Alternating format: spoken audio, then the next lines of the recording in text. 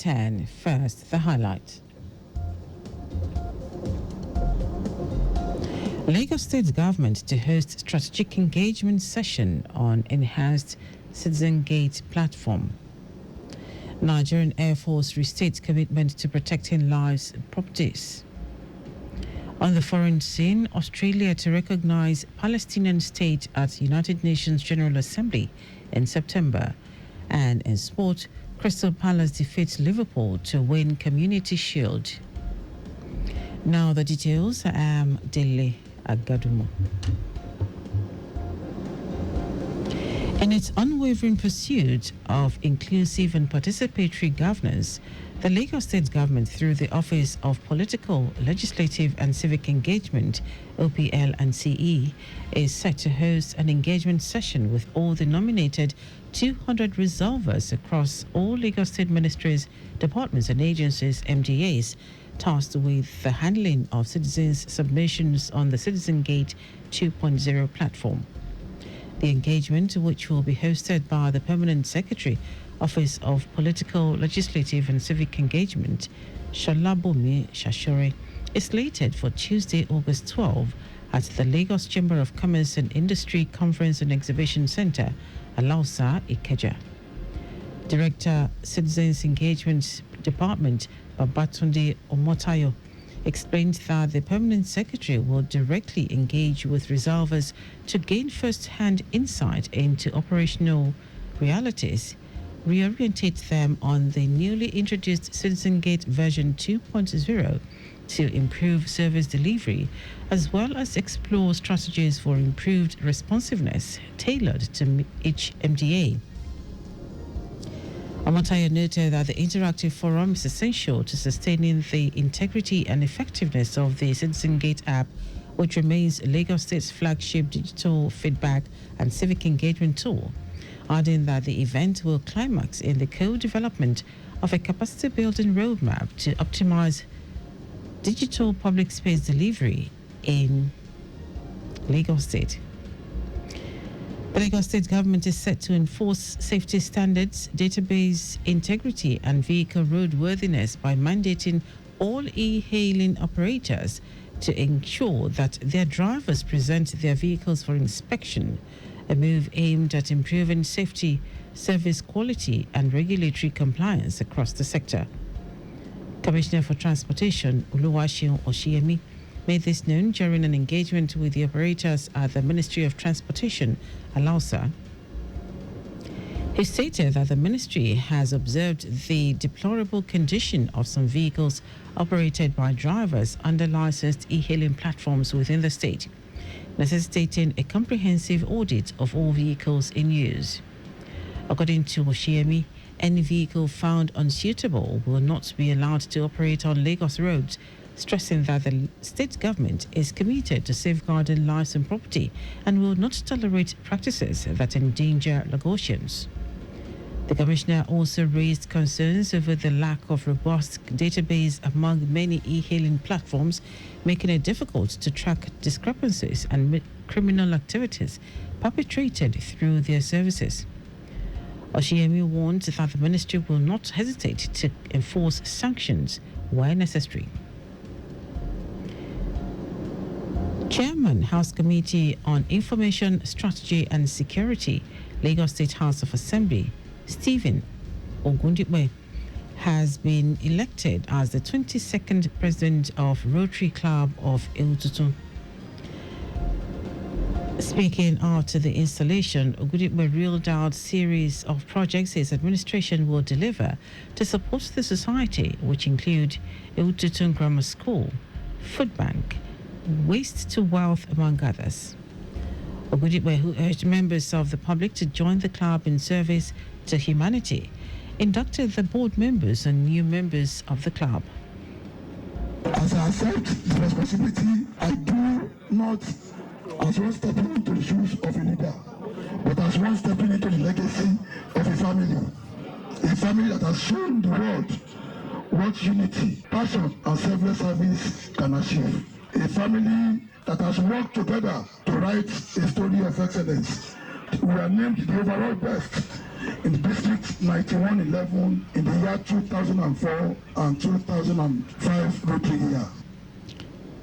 Also, the chairman, Planning Committee of Rotary Club Eututu, Ajishe Fini Taufik, described the event as a celebration of continuity and leadership with unwavering commitment. Taufik, who was represented by the secretary of the club, Afolashade Akinsoya, salutes Ogudikwe's dedication and passion in promoting and supporting Rotary Club and touching lives of the vulnerable. On behalf of traditional rulers, the Alara of Ilara Kingdom, Oba Olufolarin Ogunsanwo, pledged full support of his counterparts in promoting social services. The Academic Staff Union of Universities, ASU, has issued a warning to the federal and state government, urging them to address long-standing issues to avert an impending industrial crisis in Nigeria's public universities. In a press release signed by its president, Christopher Piwuna, the union expressed growing frustration among its members, citing poor welfare, inadequate funding, and the government's failure to honor signed agreements. Highlighting the dire conditions faced by lecturers, the union stressed that many teach on empty stomach and conduct research without access to essential resources such as electronic journals, books, chemicals, and reagents. Peona expressed frustration over the pervasive blame on universities for producing unemployable graduates despite their challenges, saying lecturers feel forgotten, shamed, and demoralized by past and present governments. He also condemned government's attempt to treat academics seeking better work environments as volunteers under initiatives like the Diaspora Bridge, calling such approaches hypocritical. Now to the rest of the stories. The Chief of Air Staff, Hassan Abubakar, has restated that the Nigerian Air Force remains committed to protecting lives and property. Speaking during an operational assessment visit to Kebbi State, Abubakar said national development depends on the country's security.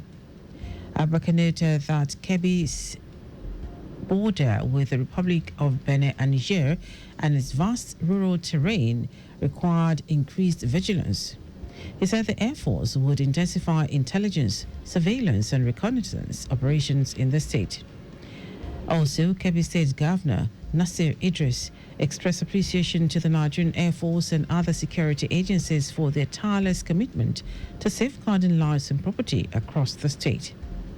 Idris noted that despite emerging threats and the complex security environment in the northwest, Kebbi had remained largely peaceful, an achievement he attributed to the vigilance and sacrifices of the nation's security forces. He reaffirmed his administration's unwavering support for the Nigerian Air Force and all sister agencies. Troops of the Nigerian Army have allegedly killed a terrorist commander identified as Amirul Fia, also known as Abu Nazir, along with his foot soldiers during a repelled attack in Balje local government area of Borno State. Acting Director, Army Public Relations, Apollonia Anele, said an AK-47 rifle, unexploded ordnance, 2 rocket-propelled grenades and other items were recovered during the operation.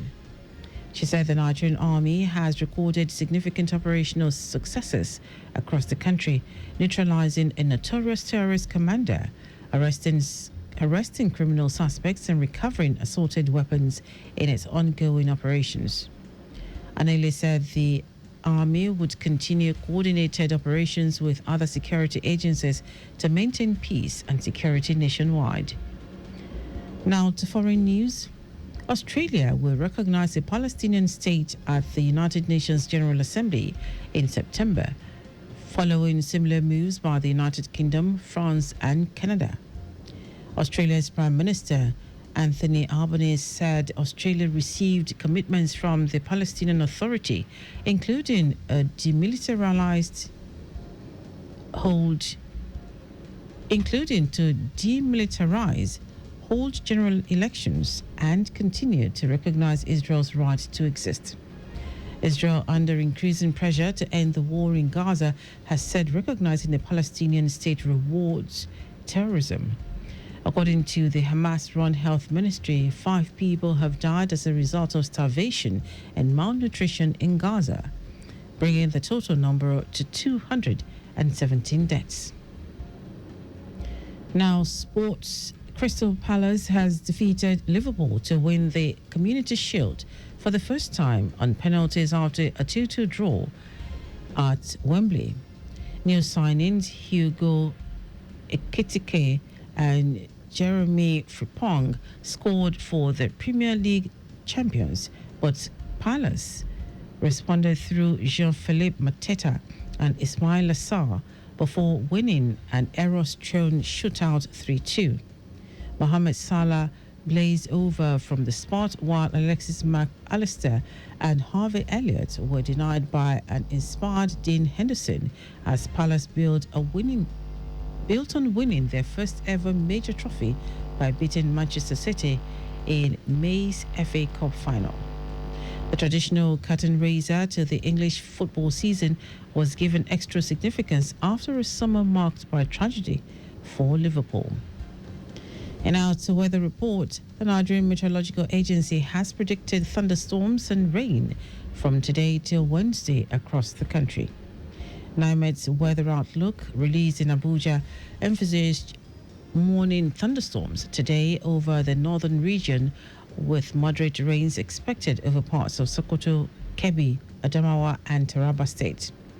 According to NIMET, thunderstorms with moderate rains are expected over parts of Bauchi, Borno, Kaduna, Kano, Jigawa, Taraba, and Adamawa states later in the day.